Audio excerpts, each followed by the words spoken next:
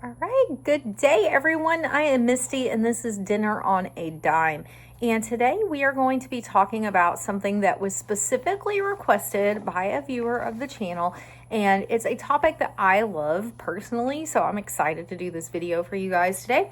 But I was asked about what ingredients would you buy if you were on a very small budget to build a baker's pantry.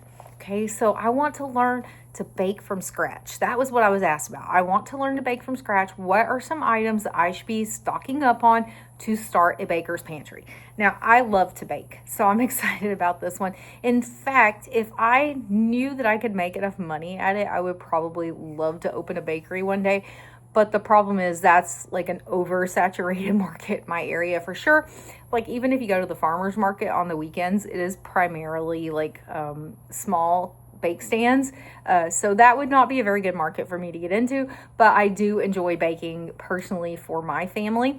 So I've actually come up with 15 ingredients that I would start stocking up on if I wanted to create a baker's pantry here in 2025. Now, some of these items are fluctuating pretty heavily in price, so you are going to have to look for good deals on them. And when you find stock up deals on them, you have to jump on them because it is so hard in this day and age to stock up on some of these items at a good price. So number one, let's start with a base ingredient. There are some base ingredients that you are going to need if you're going to start a baker's pantry because you're going to utilize them across multiple areas in your kitchen. So number one is flour. You're going to need flour to make almost anything, right? So cookies, cakes, breads, all of the good things, you're going to need a flour in order to do that. I still buy my flour in the 25-pound bag from Walmart. That is still my best price in my area on that. So what do I do with it? I have just a food grade bucket with a lid on it. I just pour the flour straight into that. And then as I need to refill my flour canister inside of my kitchen, I open that bucket, I get out the flour that I need, and then I close that bucket back up. That system has worked great for me. I have not had any problems with bugs or anything in my flour. And so I'm just going to continue to utilize that system. So for me, the most economical way, again, is the 25-pound bag from Walmart. I almost said Costco. For some reason, my brain went funky there. I do have Costco and Sam's Club in my area. They're quite a bit of a drive, though. So that would increase that cost pretty heavily for me. So I just will place a Walmart order so that I can pick it up in the drive-thru. I don't even have to carry the bag. Then I can bring it home. My husband will bring it in for me. But 25 pounds is my best deal. Now, Kroger, occasionally through the Boost program. So this is something that could be coming around pretty soon because we're getting to that wintertime baking season where people will be doing a lot of baking for things like Thanksgiving and Christmas. Last year on Boost, they did run a huge deal on flour and sugar specifically, right? In specific, guys, this is not working today, apparently. And it dropped that cost significantly on bags of flour and sugar. So if you have Kroger Boost and you are going to start a baker's pantry, be paying attention around the next few months because you may see a good deal coming up on flour, and then I would jump all over it at the store. So number two base ingredient, I just mentioned as well, sugar. Sugar is needed for sweetness, it's needed for caramelization, and you're pretty much going to need it in a lot of baked goods, sugar or some sort of sugar substitute. Now, again, for me in my area, I buy the 25-pound bag of sugar at my Walmart. Sugar and flour, the prices have been all over the place, but that is still the best deal for me. So again, I have the bucket system. I just put a 25-pound bag of sugar into the bucket, and then as I need it, I take it out, refill the canister inside of the kitchen. Now, again, that Boost deal came around last year. I think it was like the 12 days of Christmas, or maybe it was just one of the Boost deals in the ads. And so it dropped that price greatly. So make sure if you have Kroger and you have the Boost program, you're watching for that deal so that you can snap it up as soon as it comes out. Now, I will say this, if you do not have Kroger Boost, it may be worth it to do a 1-month membership if those sales come around. You would need to sit down, you would need to calculate it out in your area, what the cost of the 1-month Boost membership is versus what your savings would be if you stocked up on those items. Then you will know if it will be worth your time and your money in order to do that. But watch those loss leader ads, that front page of the sales cycle, for all of your stores. Now, the Boost deals will usually be buried in the ad somewhere. Okay, so you're going to have to look through the whole thing. But loss leaders at like Albertsons, Tom Thumb, any of your other local grocery stores, on that front page, be watching for those as well. Because again, we're coming up into baking season, and so you may see some really good deals. All right, number 3 on my list is brown sugar. And I like to have light and dark on hand. You can use it for cookies, muffins, sauces, all sorts of good things. It is great for moisture. It adds a deeper flavor, a richness to your food. It is really good to have on hand. However, okay, it has gone up in price. Luckily, here recently, I found it at my Tom Thumb, 5 for $5. That's actually a pretty decent price.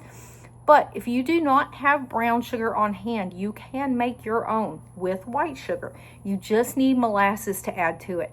Molasses is typically expensive, but guess what? You can often find molasses at the discount grocery stores for a cheaper price. I just went to a discount grocery store this weekend in my area, and they had molasses on sale for $3.99 a container, and it is good until 2029. So I bought 2 of those. So I've got that for making gingerbread, all sorts of things, and now I can make my own brown sugar, and so I don't necessarily have to keep that on hand. So keep that in mind. If you find a good deal on molasses and you can pick one up pretty cheap because it's going to last you a long time, then you can make your own brown sugar.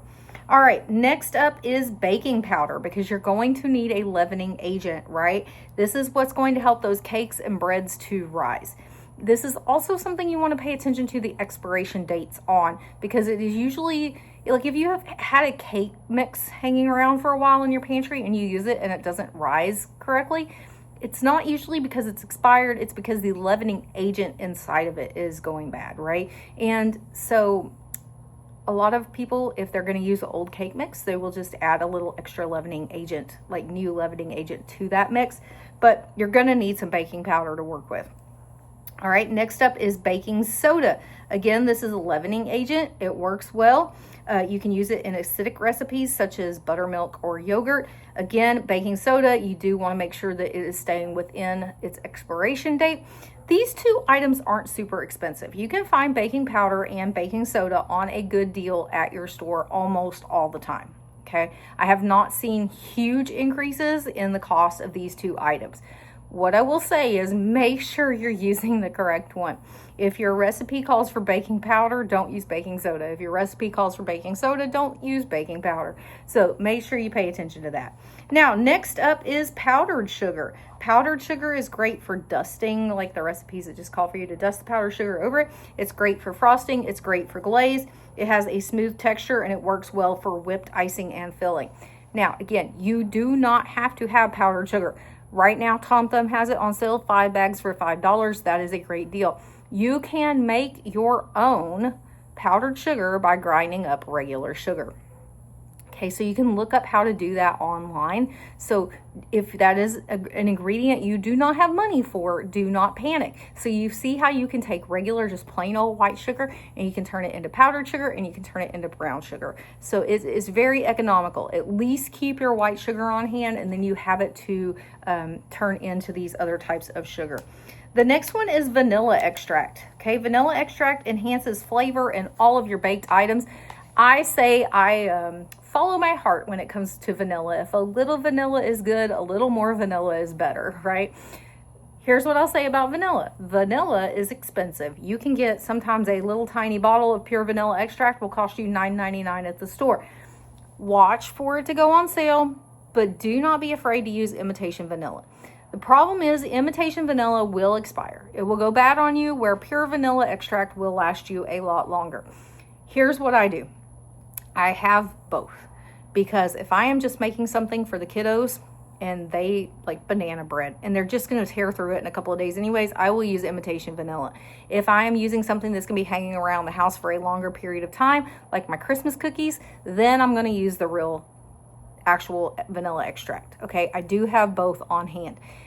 Here's what I would recommend, especially if you're getting started. If you go to CVS and you participate in their Extra Care Bucks program, anytime you get Extra Care Bucks for $2 or more, buy vanilla. Imitation vanilla is $2.09 a bottle at CVS, at least at my CVS. If I get $2 in Extra Care Bucks, or $4 in Extra Care Bucks, or $2 off of any purchase, or $4 off of any purchase, I go straight over to the baking aisle, and guess what? I either get seasonings with it or I get imitation vanilla with it, because it turns a $2 bottle of imitation vanilla or $2.09 bottle of imitation vanilla into a 9-cent bottle of imitation vanilla. Okay, you see what I'm doing here? Same thing with seasonings. They're $2.09, so if I have a $2 Extra Care Buck, makes it 9 cents. So that's, I can stock up on multiple things like cinnamon that way. So utilize the Extra Care Buck program, and anytime they give you anything off of, like, because a lot of the times, even if you don't have Extra Care Bucks, it'll give you $2 off any purchase, $4 off any purchase. Take it over to your baking aisle and stock up on those items. It will make it so economical for you. The next one is cocoa powder. Cocoa powder is very versatile if it's unsweetened cocoa powder, and it lasts a very, very long time. You can take it well past the expiration date that's on it. It's great for brownies, chocolate cake, chocolate frosting, all the good things, chocolate cookies. Now, cocoa powder's gone up in price, but you can still find a pretty decent deal on the Walmart brand. That's what I bought and stocked up on, but it has gone up. I'm going to tell you flat out, it's gone up. So if it's not something you want to sink a ton of money into, that's okay. Just keep one, and as you go through it, get you a second one. Or you could take the money you were going to spend on vanilla extract, use your Extra Care Bucks on it, and then shift that money into getting your cocoa at Walmart. Much better deal. Okay, number 9 is kind of something that would be a little hard to store in your pantry. You're going to need to store this one in your fridge, but butter. Butter is great for moisture, richness, and flavor. You're going to use a lot of butter when you're cooking. Now, back during COVID, when things were hard to find, people were utilizing butter powder that you could store in your pantry. I don't have any butter powder. The only powders I have are powdered milk and powdered buttermilk, okay? But I don't have any powdered butter, but you can get the unsalted, helps you control the salt content in your recipes. And then the shelf-stable option does exist. I'm going to tell you my butter win here recently. I went to Tom Thumb on my husband's birthday at 8:30 in the evening. My husband mentioned, do we have any Bluebell ice cream? I said, no, we do not. And he said, but it's my birthday. And I said, okay, let me run up to Tom Thumb, because that's the grocery store in town, and I will get you a pint of ice cream for your birthday. So they actually had pints on sale for $1.97. Bluebell cookies and cream. That's the husband's favorite. And so I was like, okay, I'll get him 2 of those. While I was there, I went ahead and did my clearance walk because I enjoy it. I like to see what's on clearance, even if I'm not going to buy anything. And I went through the dairy section, and they had the 1-pound boxes of butter that are normally $5.99 a piece on clearance, manager clearance.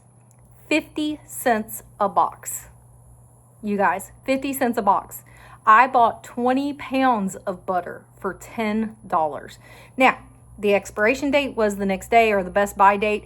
Guess what? Butter will go in your fridge several months past that date, or you can freeze it. Butter freezes exceptionally well. I am not worried about that butter going bad. And now I have butter to last me through the baking season and probably well into next year. 20 pounds, $10. So pay attention, because when you find deals like that, do not be afraid to grab them, stock up on them, freeze them if needed until it's time to utilize them. Okay, next up we have eggs. Eggs build the structure, they leaven your ingredients, and they add color and flavor. Now, these are a core baking component. That's why I added them. I understand you cannot keep eggs in your pantry, but again, you keep eggs in your fridge, they last for several weeks, and you can freeze eggs. So if you find a great deal on eggs, you can freeze them, not in the shell though. So I've mentioned this in another video too. You don't want to use like a plastic ice cube tray. If you do, those eggs are going to adhere to that tray, it is going to be like super glue fused in. You will never get those eggs out of that tray. Make sure you're using like a silicone mold that you can pop the eggs back out, but you can freeze the eggs and then you can pull them out and use them in baking. Now, they do make shelf-stable options, but you have to be very careful. Some are like an egg substitute, and some are actual egg products that are like a powdered egg. You have to be careful, and those options are expensive.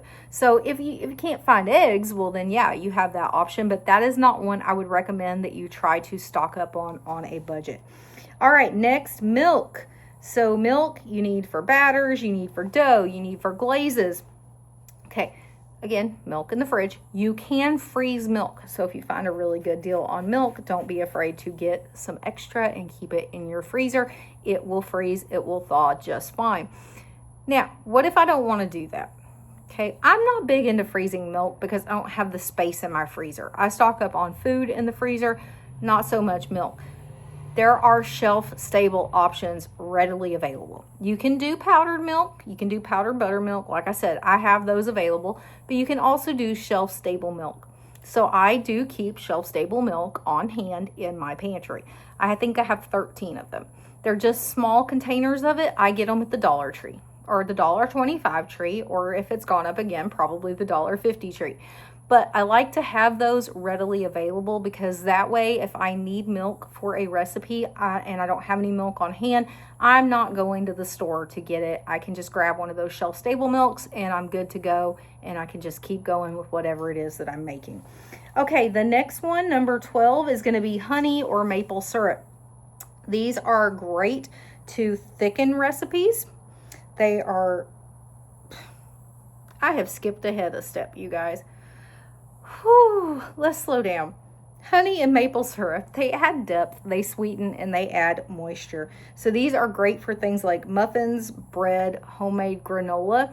Now these are going to be more expensive ingredients. I'm gonna grab a sip of this Mountain Dew here. Honey is not cheap, but honey lasts forever, okay? You can keep honey forever. If it crystallizes in the bottle, you can add it in some warm water, like the bottle into some warm water. It will uncrystallize it. Your honey goes right back to its normal state. I prefer to get my honey at the local farmer's market because it also gives you the added benefit of allergen protection against allergies in your area. And so we do buy our honey at the farmer's market. Again, I understand that this is a more expensive ingredient, but it is one that is really handy to have on hand. I do keep some pure maple syrup as well. Again, that's a more expensive ingredient, but you're going to use it less frequently and it lasts forever, for a long, long time, okay? And so don't be afraid to put a little bit into these ingredients. Don't just cheap out on it. Don't buy the cheapest thing you can find because it's not going to be as high of a quality. It's not going to last you as long. So buy some real honey, buy some real maple syrup, save on something else. Cut out the powdered sugar and grind your own white sugar, or cut out the expensive vanilla and get that cheaper vanilla from CVS. Whatever you got to do to be able to add one of these ingredients into your list. Now let's get to the thickening agent, cornstarch. Cornstarch will help thicken your fillings. It's tender. It's good to use in cookies and cakes, okay? I say tender like fine, right? You're not going to notice it in cookies and cakes. So I do keep cornstarch on hand. I've had the same box of cornstarch for forever, you guys. It's organic cornstarch that I think I picked up at a Trader Joe's because it was an amazing deal many moons ago when I went to a training in Alabama. That's how long it's been on my shelf. And guess what? It still works. Works just fine. And so that one, I would not hesitate to take out past its expiration date. Obviously, I'm doing it. But there you go. The next one I'm going to talk about is salt. You do have to have salt in your diet, okay? I know we are all on this healthy kick. We all want to cut as much salt as possible, but you do have to have salt. It is vital to your body's functioning correctly. It enhances the flavor of your food and it helps balance out sweetness. Now, you might be somebody that loves super, super, super sweet desserts, but you do need a balancing agent in there somewhere, and the salt is going to help you do that. Now, I have several containers of salt. You can find this pretty cheap. Mine came from Walmart, and I just pull them out as I need them. I've never had a problem with salt going bad. So I do have some pink Himalayan sea salt. That's a recent development because I got a salt and pepper grinder for free through my previous job. And so I do have peppercorns and pink Himalayan sea salt for that.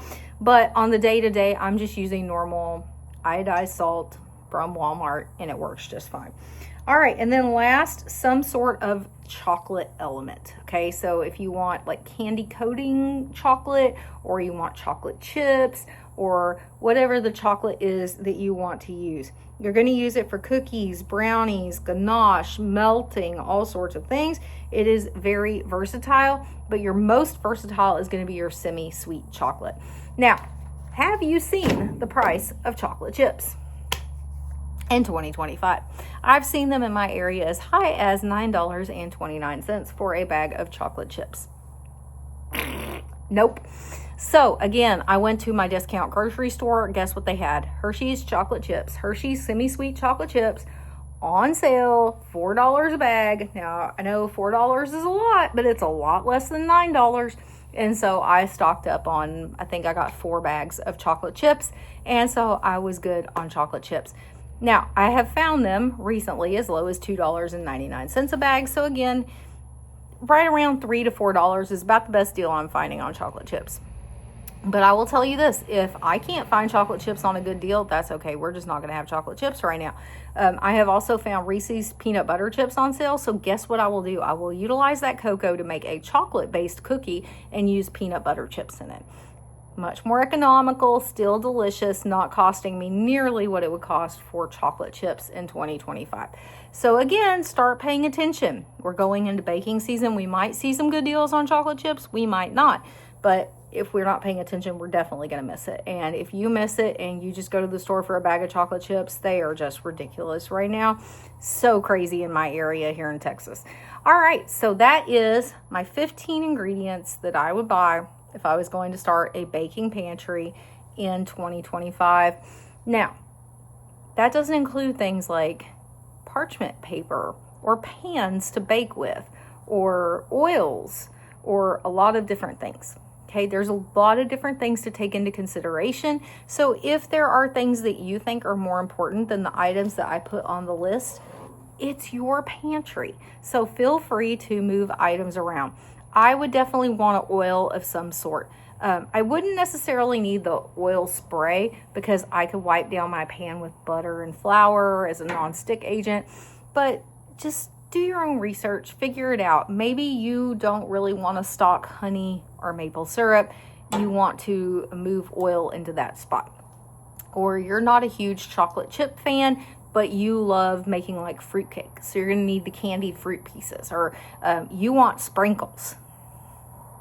You want sprinkles. My mom and my husband laugh at me all the time because I buy sprinkles anytime I find them on clearance because your sprinkles aren't going to go bad. But guess what? When it comes time to make Christmas cookies, we have the prettiest cookies because we got all of the sprinkles. All right. So do what's going to work best for your baking pantry. But I hope you enjoyed this video. And if you have any video ideas that you would like to see, feel free to shoot them my way and I will do my best to make that happen for you. So have a great rest of your day and I will